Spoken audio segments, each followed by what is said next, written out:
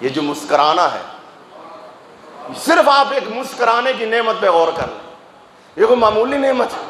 مثلا میں نے اور آپ نے اپنے والدین سے اظہار محبت کرنا ہو تو پہلی چیز کیا ہے؟ محبت کرنا ہے۔ تو کس سے پتہ چلتا ہے؟ یہ اظہار محبت انسان بھی کرتا ہے، جس کی پہلی کڑی، پہلا سٹیپ مسکرانا ہے۔ یہ جانور جو ہیں یہ بھی اظہار محبت کرتے ہیں، مگر کیسے کرتے ہیں؟ اکثر جانور اچھل کود کر کے لیے اصلاح کی غرض سے آتے ہیں۔ یہ دینی جو تعلق ہے ہمارا علماء سے، مشائخ سے، پیران عظام سے، یا خانقاہوں سے، یا مساجد سے، مدارس سے، اس کا مطلب اور اس کا مقصد، غرض و غایت اصلاح تھی۔ وہ ظاہر کی بھی اصلاح تھی، وہ باطن کی بھی اصلاح تھی، تزکیہ نفس جسے کہتے ہیں۔ تو میری آپ سے بھی گزارش ہے کہ یہ آپ نیت بس ایک لمحے میں ہو جاتی ہے کہ میں اور آپ بیان کے لیے نہیں آئے، بلکہ ہم اپنی اصلاح کے لیے آئے، اللہ کو راضی کرنے کے لیے۔ میں نے جو آیت قصہ پڑھی ہے اس میں اللہ جل شانہ نے فرمایا کہ الذی خلق الموت والحیات لیبلوکم ایکم احسن عملا۔ اللہ تعالیٰ نے فرماتے ہیں کہ میں نے موت کو اور زندگی کو، یا یوں کہہ لیجئے کہ یہ جو موت و حیات کا نظام ہے نا، یہ میں نے اس لیے پیدا کیا لیبلوکم، تاکہ میں تمہیں آزماؤں، تاکہ تمہیں پرکھوں، تمہیں دیکھوں کہ تم میرے بنتے ہو یا تم نفس اور شیطان کے بنتے ہو۔ یہ میں نے زندگی موت اس لیے، ورنہ اس کو کسی کو زندگی دے کر کوئی سکون نہیں ہے، اور کسی کو موت دے کر بھی اس کا کوئی مشغلہ نہیں ہے، اس میں ہمارا ہی فائدہ۔ سب سے پہلے یہ بھی سمجھیں کہ اسلام کیا ہے۔ اسلام اچھے طریقے سے اور بہترین سلیقے سے زندگی گزارنے کا نام ہے۔ مہر، داڑھی، ٹوپی، کلمہ یا مسلمانوں کے گھر پیدا ہونے کا نام نہ اسلام ہے نہ مسلمانی۔ کہ کوئی بندہ جی مسلمانوں کے گھر پیدا ہو گیا، یہ سعادت ہے، ہماری خوش بختی ہے، اچھی بات ہے، مگر اسلام کیا ہے؟ بہترین اور اعلیٰ طریقے سے اور بہترین سلیقے سے زندگی گزارنے کا نام اسلام ہے۔ کیسے کمایا جائے، کیسے خرچ کیا جائے، کیسے حاصل کیا جائے، کیسے کھایا جائے، سویا کیسے جائے اور کب سویا جائے، کیسے اٹھا جائے اور کب اٹھا جائے، کیا پہنا جائے کیا نہ پہنا جائے، راستے میں کیسے چلیں، گاڑی میں کیسے بیٹھیں، گاڑی سے کیسے اتریں، یہ اسلام۔ ہم سمجھ لیتے ہیں کہ شاید رمضان شریف آ گیا اور اسلام آ گیا، یا ہم مسجد میں آ گئے تو اسلام نہیں۔ دکان میں کیسے بیٹھیں، ڈیوٹی کیسے دیں، باس کے ساتھ کیسے معاملات کریں، ماتحت کے ساتھ کیسے کریں، غیروں کے ساتھ کیسے رہیں، اپنوں کے ساتھ کیسے، گھر میں کیسے داخل ہوں اور گھر سے کیسے نکلیں، بیوی بچوں سے کیسے رہیں، بہن بھائیوں دوست احباب سے کیسے رہیں، یہ ہے اسلام۔ ان سارے معاملات کو طریقے سلیقے سے سر انجام دینے کا نام اسلام ہے۔ اور اگر آپ یوں کریں تو اسی لسٹ میں ہمارا نماز پڑھنا آتا ہے، اسی لسٹ میں ہمارا مسجد میں آنا آتا ہے۔ تو اگر ہم صرف اسی کو ہی کر دیں کہ مسجد میں آنا یا مسجد میں تھوڑی دیر اپنی جو عبادت کی سرگرمیاں ہیں ان کو کرنا، تو پھر تو ہم صرف 24 گھنٹوں میں کوئی بڑی مشکل کے ساتھ گھنٹہ سوا گھنٹہ کے مسلمان ہوئے، پھر باقی تو پھر ہم مسلمان نہ ہوئے۔ اگر ہم نے باقی ہر جگہ پہ یہ ہم مسجد میں اس طریقے سے آ گئے کہ جیسے اللہ اور اس کے رسول نے کہا، تو یہ ہمارا آنا مسلمانوں والا ہے، یہ اسلام ہے۔ تو باقی سارے کام، نکاح ہے، فوتگی ہے، میت کا غسل ہے، دفن ہے، کل ہے، چیلم ہے، کمانا ہے، کھانا ہے، پینا ہے، بولنا ہے، دیکھنا ہے، موبائل کا یوز ہے، کتاب پڑھنی، یہ سارا کچھ جو 24 گھنٹے ہم کر رہے ہیں، تو کیا وہ ہم اسلام کے دائرے میں نہیں ہیں؟ اس وقت بھی اسلام کے دائرے میں ہیں۔ جب اسلام کے دائرے میں ہے تو ہمارا وہ سب کچھ کرنا، کھانا پینا سونا کمانا خرچ کرنا، کیا اس کا ہم جائزہ لیتے ہیں کہ یہ اسلام کے مطابق ہے یا نہیں؟ دور نہ جائیے، مثلا ہم سوتے ہیں، روزانہ سوتے ہیں، کیا ہم نے آج تک سوچا کہ بھئی میں اب سونے لگا ہوں بطور مسلمان، پھر میں صبح اٹھوں گا تو کیا میری صبح مسلمانوں جیسی ہوتی؟ مسلمان اٹھتے کیا کرتے؟ میں ابھی یہ ترکیب نہیں بتاتا، آسان ہے، آپ کیا تو کیا یہ فکر کبھی لاحق ہوئی؟ ازدواجی لائف ہے، بیوی کے ساتھ معاملات ہیں، ایک مسلمان کی کیا ذمہ داری ہے، کیا دائرہ کار ہے؟ میں اس طرح جاتا ہوں، واش روم جاتا ہوں تو کیا میں ایک مسلمان کے طور پہ جاتا ہوں جو اسلام نے طریقہ بتایا ہے؟ بس یہ چھوٹی چھوٹی چیزیں ہیں جن پہ غور و فکر کرنے کی۔ تو جب ہم اس گفتگو کے بعد اس زندگی میں اصل میں ہم ایک بہت بڑی بھول میں مبتلا ہو گئے، بہت بڑی بھول، بہت بڑا سبق ہم نے بھلا دیا ہے۔ یہ زندگی جو آیت میں نے پڑھی اس کا آپ سمجھے، وہ ہمیں اس طرح متوجہ کر دیا۔ ہم نے آیت کیا ہے؟ یہ سورہ ملک روزانہ آپ سنتے ہیں، الذی خلق الموت والحیات لیبلوکم ایکم احسن عملا۔ اللہ نے موت و حیات کا یہ نظام اس لیے بنایا ہے تاکہ تمہیں آزمائے کہ تم میں سے کون اچھے عمل کرتا ہے۔ احسن جو نا آپ سمجھتے ہیں، ایک ہوتا ہے ایوریج، اوس جسے ہم کہتے ہیں، ایک ہے جسے ہم آؤٹ کلاس کہتے ہیں، بہترین، بیسٹ۔ اسلام یا ہمارا اللہ ہم سے ایوریج اعمال کی ڈیمانڈ نہیں کرتا، اس لیے کہ اس نے ہمیں نعمتیں ایوریج نہیں دیں، اس نے ہمیں یونیک نعمتیں دی ہیں، اس نے ہمیں بڑی اعلیٰ نعمتیں دی ہیں۔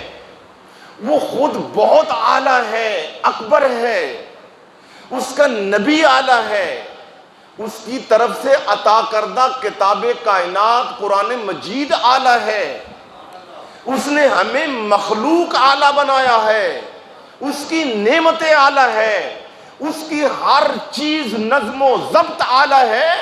جب اس نے ہمیں سب کچھ اعلیٰ دیا، کیا میرا اور آپ کا ماں باپ اعلیٰ نہیں ہے؟ کون کہے گا کہ میرا ماں باپ اعلیٰ نہیں؟ ماں باپ اعلیٰ دیے، اولاد آدم بنایا، نبی پاک کا غلام بنایا، ایمان دیا۔ ایمان کوئی چھوٹی چیز ہے؟ ایمان چھوٹی چیز ہے؟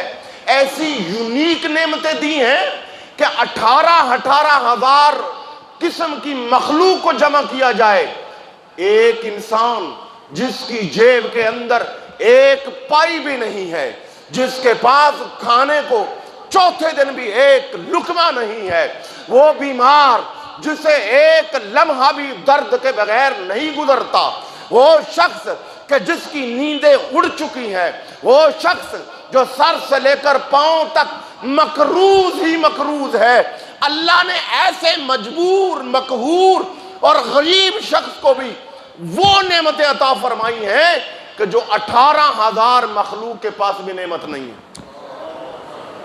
مثال کے طور پہ، یہ میں جذباتی جملہ نہیں کہہ رہا، مثلا ہاتھی یہاں پہ، شیر یہاں پہ، گیدڑ یہاں پہ، کتے بلے جانور بھینس گائے، پتہ نہیں، یہ مخلوقات ہیں اللہ کی، جنات فرشتے، یہ سب اللہ کی مخلوق ہے۔ امام راضی کہتے ہیں 18,000 مخلوق تو میرے علم میں ہے، خشکی پہ کتنی ہے، تری میں کتنی ہے، ہاں جی مگرمچھ ہے، مچھلی ہے، سانپ ہے، یہ پتہ نہیں کیا کیا کچھ، ہاں جی حلال بھی ہیں حرام بھی ہیں، چرند ہیں پرند ہیں درند ہیں، یہ سب اللہ کی مخلوق ہیں۔ 18,000 مخلوق، اور ان میں ان کی کیا کیا قیمتیں ہیں، کیا کیا ان میں یونیک چیزیں ہیں، مگر اس کے باوجود غریب سے غریب انسان کو بھی اللہ جل شانہ نے وہ نعمت دی ہے جو ان کے پاس نہیں ہے۔ اور ہمیں کبھی اس کا حصہ، مثال کے طور پہ ایک مفکر کہتے ہیں یہ جو مسکرانے کی نعمت ہے، یہ جو مسکرانا ہے، صرف آپ ایک مسکرانے کی نعمت پہ غور کر لیں، یہ کوئی معمولی نعمت ہے۔ مثلا میں نے اور آپ نے اپنے والدین سے اظہار محبت کرنا ہو تو پہلی چیز کیا ہے؟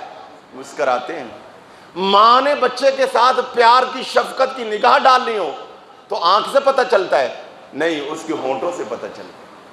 میاں نے بیوی کے ساتھ اظہار محبت کرنا ہے تو کس سے پتہ چلتا ہے؟ اس کے مسکرانے سے۔ بیوی گھر میں جائیں، استقبال مسکرا کے کرے تو پتہ چلتا ہے کہ بھئی یہ میری فرما بردار ہے، یا ہمدرد ہے، وفادار ہے، میرے دکھ کی شریک ہے، سکھ کی شریک ہے، رفیقہ حیات ہے۔ تو کیسے اظہار ہوتا ہے؟ مسکرانے کے بعد۔ اچھا، یہ اظہار محبت انسان بھی کرتا ہے، جس کی پہلی کڑی، پہلا سٹیپ مسکرانا ہے۔ یہ جانور جو ہیں یہ بھی اظہار محبت کرتے ہیں، مگر کیسے کرتے ہیں؟ اکثر جانور اچھل کود کر کے کرتے ہیں، یہ ان کا اظہار محبت ہے۔ آپ ذرا غور کریں، اگر یہ اظہار محبت کی نعمت مسکراہٹ اللہ نے مجھے اور آپ کو نہ دی ہوتی تو دن میں کتنی مرتبہ میں اور آپ اپنے بیوی بچوں سے، دوست احباب سے اظہار محبت کرتے ہیں، تو ہم بھی کیا کر رہے ہوتے ہیں؟ ذرا غور کریں نا۔ یعنی میں نے کہا یونیک نعمتیں اللہ نے انسان کو دی ہیں۔ بولنے کی نعمتیں ان کے پاس ہیں، وہ اپنے انداز میں بولتے ہیں۔ کبھی بھینس مسکراتی دیکھی ہے آپ نے؟ کبھی گھوڑا مسکراتا دیکھا ہے آپ نے؟ کبھی مرغا مسکراتا دیکھا ہے آپ نے؟ کوئی بھی نہیں دیکھا۔ یہ نعمت ان کے پاس ہے ہی نہیں۔ یہ نعمت اللہ نے کس کو دی ہے؟ انسان کو۔ تو پھر بھائی اس بات پر بھی کبھی اللہ کا شکر ادا کیا کرے نا۔ آپ بھول جائیں گے کہ آج میری داڑھی لگی ہے کہ نہیں لگی، آپ بھول جائیں گے کہ میرے بینک بیلنس ہے کہ نہیں ہے۔ بھائی بینک، اس سے بڑا اور بینک بیلنس کیا ہے؟ اتنی بڑی مخلوقات پڑی ہیں، ان کے پاس یہ نعمت نہیں ہے۔ کیا ہوا یہ ایک پیسہ نہیں ہے تو؟ بھئی کیا ہوا کہ اگر میرے پاس ایک چیز یہ نہیں ہے، ایک یہ چیز تو ہے جو اور 18,000 سے زیادہ مخلوق کے پاس نہیں ہے۔ پہلے اس کا تو شکر ادا کر لیں اللہ کی بارگاہ میں۔ نمبر 1، تو ہم پریشان کیوں ہوتے ہیں؟ ہر دوسرا شخص یہاں پریشان ہی نہیں ہے، بلکہ اب مجھے لگتا ہے ڈکشنری میں ایسا لفظ نہیں رہا جو ہماری پریشانیوں، ٹینشنوں، پریشانیوں کا وہ ترجمہ کر سکے۔ ایسا لفظ نہیں رہا، تو اس لیے گزارا کرتے ہیں کہ پریشان ہے، ٹینشن ہے، ورنہ معاملہ تو اس سے بہت آگے بڑھ چکا ہے۔ اور وہ کیوں بڑھ چکا ہے؟ ایک دن میں، ایک لمحے میں ٹینشنیں ریلیز ہو سکتی ہیں۔ ایک ٹینشن بالکل آرام سکون کی زندگی گزر سکتی ہے، بڑے آرام سے۔ تھوڑا سا اب وہ اگر ہم اپنی اصلاح کر لیں، وہ کیا؟ یہ ذہن بنائیں کہ یہ دنیا نہ یہ آرام گاہ ہے، نہ یہ تفریح گاہ ہے، نہ یہ چراگاہ ہے۔ کیا ہے؟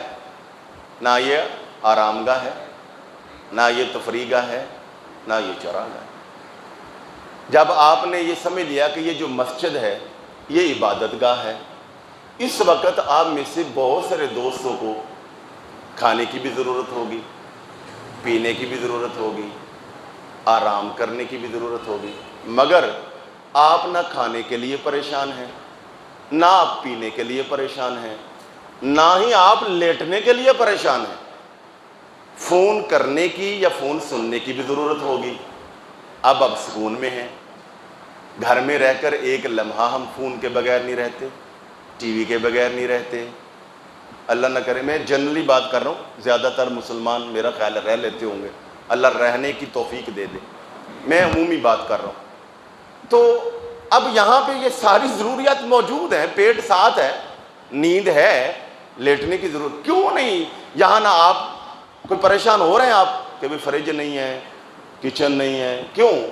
آپ نے ذہن بنا لیا کہ میں یہاں پر نہ آرام کرنے آیا ہوں، نہ ہی چراگاہ میں کھانے کے لیے آیا ہوں، نہ ہی میں تفریح گاہ میں ریسٹ کے لیے آیا ہوں، میں تو یہاں پہ اللہ کی بندگی کے لیے آیا ہوں۔ کس لیے آیا ہوں؟ میں نہیں یاد، یہی سیٹنگ کرنی، بس تھوڑی سی سیٹنگ کہ میں کس لیے آیا ہوں؟ اللہ کی بندگی کے لیے آیا ہوں۔ لہذا آپ موبائل سے بے نیاز ہو گئے، فریج بھول گئی، بیڈ یاد نہیں رہا، کیوں؟ اللہ کی یاد کو آپ نے طاری کر لیا ہے، اللہ کی یاد کو طاری کر لیا ہے۔ اگر مسجد میں ایک لمحہ بیٹھ کر، ایک آدھا گھنٹہ بیٹھ کر آپ اللہ کی رحمت کو اپنے اوپر اتنا طاری کریں، اللہ آپ کو فریج سے، پریشانیوں سے، کھانے پینے سے، ہر غم دکھ سے، موبائل سے، ٹی وی سے بے نیاز کر سکتا ہے، تو اگر 24 گھنٹے اللہ کی یاد کو طاری کر لے، اللہ ہر مخلوق سے آپ کو آزاد کر سکتا ہے، اللہ ہر ٹینشن سے آپ کو فری کر سکتا ہے، اللہ ہر طرح کا سکون آپ کو عطا فرما سکتا ہے۔ بس تھوڑی سیٹنگ کی ضرورت، یہ ذہن بنا لیں، نہ یہ دنیا آرام گاہ ہے۔ اگر آپ تھوڑا یاد کر لیں گے، میں نے بھی کئی دن لگا کے یاد کیا یہ سبق، بڑے بزرگوں کے جوتے اٹھا کے یہ یاد ہوا ہے، کئی اللہ والوں کے پاس جا کے یاد ہوا ہے، ایسے نہیں ہوا۔ اس لیے آپ کو بھی تھوڑی محنت کرنی پڑے گی، یہ نہیں ہوتا۔ حالانکہ میں غبی طالب علم نہیں ہوں، میں تھوڑا ذہین طالب علم ہوں الحمدللہ، میرا کمپیوٹر اچھا کام کرتا ہے، مگر اس کے باوجود مجھے 18 سال سے زیادہ لگے ہیں۔ میں بڑے بابوں کی جوتیاں اٹھائیں، میں نے بڑے علماء کی جا کے جھاڑیں کھائیں، تب جا کے یہ تھوڑا سا سبق یاد ہوا ہے۔ تو اس لیے آپ بھی یاد کر لیں، نہ یہ دنیا آرام گاہ ہے، بولے نہ یہ دنیا، نہ یہ دنیا تفریح گاہ ہے، نہ ہی یہ دنیا، پھر یہ ہے کیا؟ پھر یہ ہے کیا؟ یہ آزمائش گاہ ہے، یہ دنیا امتحان گاہ ہے۔ جب آپ یہ سمجھائیں گے کہ یہ دنیا آزمائش گاہ ہے، امتحان گاہ ہے، ذرا اس طالب علم کو سامنے لائیے کہ جو امتحان دینے جاتا ہے، بے شک اسے بھوک لگی ہو، بے شک اس کے علاقے میں الیکٹریسٹی نہ ہو، رات کو بتی بجلی نہ ہو، اور گرمی ہو، اس کی نیند پوری نہ ہوئی ہو، اور بھی بہت ساری ضروریات اس کی پوری نہ ہوئی ہوں، وہ کمرہ امتحان میں جائے، وہاں پہ دیکھے جناب اے سی لگے ہیں، کولر لگے ہیں، الیکٹریسٹی موجود ہے، بہترین پنکھے ہیں، بڑا ایزی ماحول ہے، وہ کہے گا کہ جناب ذرا مہربانی کیجئے مجھے آرام کر لیجئے، میں آرام کر لوں؟ نہیں کہے گا۔ کیوں؟ وہ یہ سمجھے گا کہ بابا میں یہاں آرام کے لیے نہیں آیا، میں تو یہاں امتحان کے لیے آیا ہوں۔ اگر بالفرض نادانی سے وہ کہہ بھی دے کہ جناب میں نے یہاں تھوڑا سستانا ہے، آرام کرنا ہے، نہ اسے نگران سونے دے گا، نہ ممتحن سونے دے گا، نہ سپرینٹینڈنٹ سونے دے گا، کچھ سونے دے گا؟ نہیں سونے دے گا۔ اور اگلی بات بھی سمجھے کہ جب آپ نے بھی دیکھا ہوگا جن دوستوں نے پیپر دیے ہیں کہ جب پیپر ہو جاتا ہے نا مکمل، آپ پرچہ اپنا سوال کر لیتے ہیں تو وہ سپرینٹینڈنٹ دیکھ لیتا ہے، اچھا آپ نے سوال کر لیا، ٹائم، پہلی بات تو یہ کہ اس کا ٹائم ہے، مختلف پیپرز کے مختلف ٹائم ہوتے ہیں، مختلف امتحان جو ہیں وہ مڈ ٹرم ہوتے ہیں، فل ٹرم ہوتے ہیں، سہ ماہی ہوتے ہیں، شش ماہی ہوتے ہیں، تو سبجیکٹ کے مطابق اور ماحول کے مطابق کسی کا 45 منٹ ٹائم ہے، کسی کا 1.5 گھنٹہ ٹائم ہے، اور کسی امتحان کا پیپر کا 3 گھنٹے ٹائم ہے۔ اگر تو وہ ٹائم مکمل ہو گیا، آپ نے پیپر کیا ہے یا نہیں کیا، تو وہ کیا کہتا ہے؟ بس جناب پیپر دے دو، چھٹی، نکلو امتحان گاہ سے، چلو۔ اور اگر آپ نے پیپر کر لیا ہے تو آپ بتا دیتے سر میں نے پیپر کر لیا، تو وہ کیا کہتا ہے؟ اب سو جاؤ یہاں پہ، اب موج مستی کر لو یہاں پہ۔ وہ کہتا ہے پیپر کر لیا، اچھا لاؤ نکلو، چھٹی۔ بس ایسے ہی سمجھے، پیپر دینے کے لیے آئے تھے، جتنے سوال ملے تھے، ہاں جی، کسی کو 40 سال کا پیپر ملا تھا، کسی کو 50 سال کا ملا تھا، کسی کو 60 سال کا ملا تھا، یہ پیریڈ ملا تھا۔ جیسے ہی وہ پیریڈ مکمل ہوتا ہے امتحان دینے کا، سپرینٹینڈنٹ سب اسرائیل بن کے آ جاتے ہیں، کہتے چھٹی، آ جاؤ بھائی آپ کا امتحان ہو گیا۔ ایک لمحہ نہیں آپ رک سکتے، آپ یہاں ان اجل اللہ اذا جاء لا یؤخر، ایک لمحہ کی تاخیر نہیں ہوگی، آ جاؤ، بس امتحان پورا ہو گیا، آ جاؤ۔ نہ یہ دنیا آرام گاہ ہے، اگر آپ مناسب سے میں لکھ لیا کریں یہ چیزیں جا کر، نہ یہ دنیا آرام گاہ ہے، نہ یہ دنیا تفریح گاہ ہے، نہ ہی یہ دنیا چراگاہ ہے، اور ہے تو کیا ہے؟ یہ امتحان گاہ ہے۔ کیسا امتحان؟ اب سوچئے، طلبہ کا امتحان کسی کا 6 مہینے بعد، کسی کا سال بعد ہوتا ہے، یہ امتحان گاہ، کیسا امتحان گاہ! اللہ اکبر! اللہ کا امتحانی نظام اتنا مضبوط، اتنا ٹائٹ، سن شعور کو جس دن پہنچے تھے، 12 سال کی عمر کو جب پہنچے تھے، 70 سال یا 80 سال پائے، اس 12 سال سے لے کر 70 یا 80 سال تک کوئی ایک لمحہ، منٹ اور سیکنڈ ایسا نہیں ہے جب میں اور آپ کمرہ امتحان میں نہیں ہیں۔ ایک منٹ نہیں ہے۔ کوئی بھی حالت ہو، دو ہی حالتیں زیادہ تر ہوتی، یا خوشی کی ہوگی یا غم کی ہوگی، یا ہم امیر ہوں گے یا غریب ہوں گے، یا ہم امن کی حالت میں ہوں گے، سکون میں ہوں گے، یا ہنگامی لائف میں ہوں گے۔ دو حالتوں میں سے ایک حالت انسان کی ضرور ہوتی، اور ان دونوں کے لیے ہی امتحان ہے۔ ہمارے کہاں کیا ہوتا ہے، کسی دوست پہ بیماری آ گئی، کوئی پریشانی آ گئی، یا کوئی کیس بن گیا، یا صحت کے معاملات بگڑ گئے، تو وہ تھوڑے طویل ہو گئے، تو ہم کسی کا پوچھتے ہیں کیا حال ہے، بس حضرت آپ کو کیا بتاؤں، بس آج کل آزمائش چل رہی ہے، بس میں کیا بتاؤں، آج کل امتحان میں ہوں۔ کبھی آپ نے نہیں دیکھا ہوگا کہ کسی آدمی نے مکان بنایا ہو، گاڑی نئی لی ہو، اس کا بزنس اسٹیبل ہوا ہو، اس کا سکیل بڑا ہو، اس کو جاب ملی ہو، اس کو سکھ ملا ہو، تو وہ یہ کہے کہ بھائی میں امتحان میں ہوں؟ وہ نہیں کہتا۔ قرآن کہتا ہے کہ یہ زیادہ امتحان میں ہے۔ یہ جسے گاڑی ملی، جسے کوٹھی ملی، جو امیر ہوا ہے، جس کا تعلقات ملے، جسے عزت ملی ہے، جسے منصب ملا ہے، جسے شہرت ملی ہے، جسے سکون کی لائف ملی ہے، جسے نعمتیں ہی نعمتیں ملی ہیں، جس کے ہاتھ میں بھی سونے کا چمچہ، جس کے منہ میں بھی سونے کا چمچہ، جو ایک لقمہ کھانا چاہے 5 کھانے اس کے دسترخوان پہ لگ جائیں، جو ایک لباس پہننا جائے اور اسے پہلے یہ دیکھنا پڑے یہ پہنوں یہ پہنوں یہ پہنوں، صبح اور دوپہر اور شام اور اتنی فراوانی، یہ اس غریب سے زیادہ عائش معیش میں ہے۔ قرآن کہتا ہے یہ اس سے زیادہ بڑے امتحان میں ہے۔ مگر آپ نے کبھی نہیں کہا کہ کسی آدمی کو نعمتیں ملیں اور وہ کہے کہ میں آزمائش